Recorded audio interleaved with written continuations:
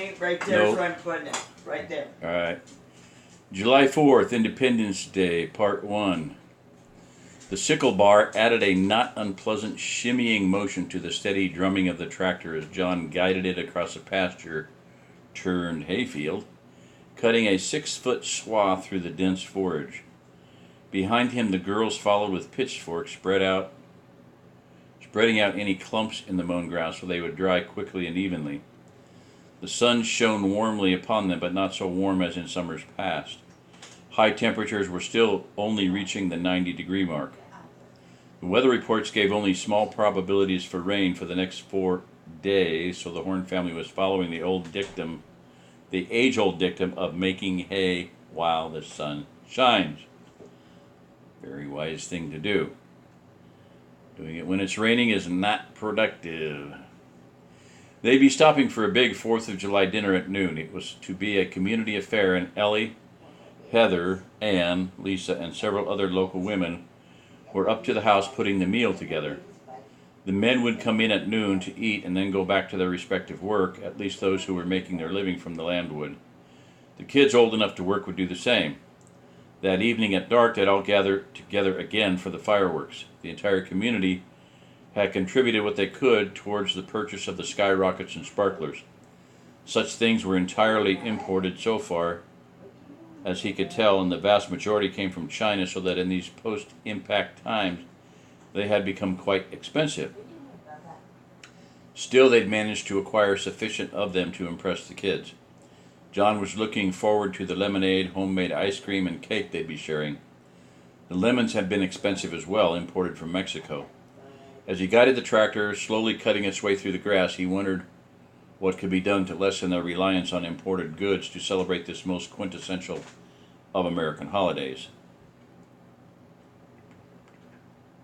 He briefly considered making his own fireworks, but soon discarded the idea. He still had a small scar on his left hand from an adolescent experiment in pyrotechnic chemistry gone wrong, and was concerned that if he dabbled in it again, it might lead one of the kids to try their own hand at the craft. He reached the edge of the field, so he slowly guided the tractor into its turn, and could now see the girls walking along behind, spreading the cut grass. Behind them, he could see a flock of cattle. Cattle egrets, okay. Okay. And the farm chicken flock working the cut forage for insects. Occasionally, a rooster would chase off an egret for trespassing upon their prerogative. The wind brought the sharp, sweet smell of the cut grass to him, and he realized he was smiling. He laughed and asked himself out loud, well, why not? We're all eating, no one's sick, we're putting food and feed up for the winter, we're not having to fight anyone, and by God, it's the 4th of July and we're still independent. I reckon a man's got a right to smile if he pleases. After a time, he reached the end of the field and guided the tractor into another turn. The girls were reaching the end of the last swath and making the turn into the row he'd just left. He watched them for a time, working steadily, talking and laughing amongst themselves. Being the tallest of the three, he hoped that next year Brittany would achieve sufficient height, that she could drive the tractor for the cutting. The fields were smooth and regular, so there was little more needing to be done in the actual cutting, but to guide the bar and once in a while make a small adjustment to the speed when the density of the grass changed. He'd had her try it this year, but her legs were still somewhat too short to comfortably work the clutch and wheel brakes while staying in the seat. Tomorrow he'd have Ann on the tractor so that he could be doing other necessary work. He looked across the fields, and in the haze of the distance he could see Ed Strickland cutting his own fields, white egrets following him like drifting confetti.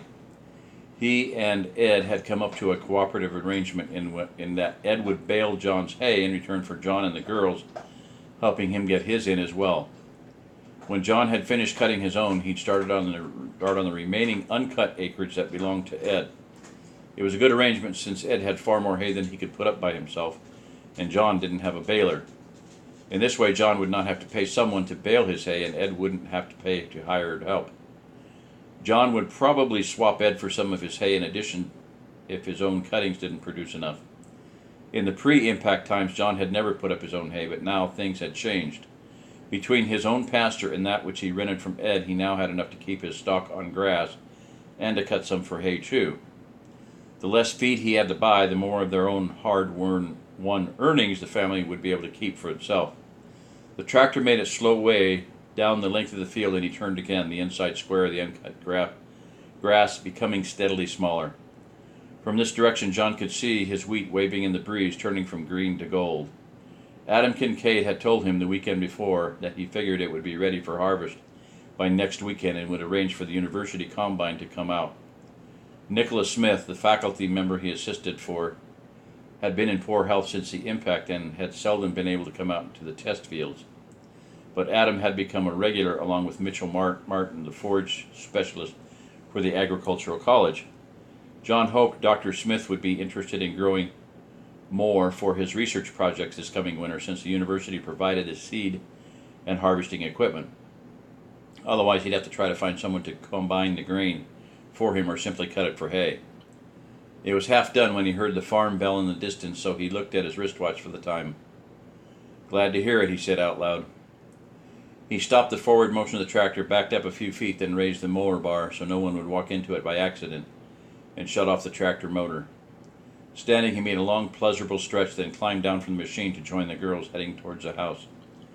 "I don't know about you guys, but I could do with about a half-gallon of cold water. How's everybody's feet holding out?" "I'm all right, Daddy, but I think my boots are starting to get a bit small," Melinda said. "It'll be nice to sit for a while, though." "I'm beat," Cindy added. "Do you all do this every summer?"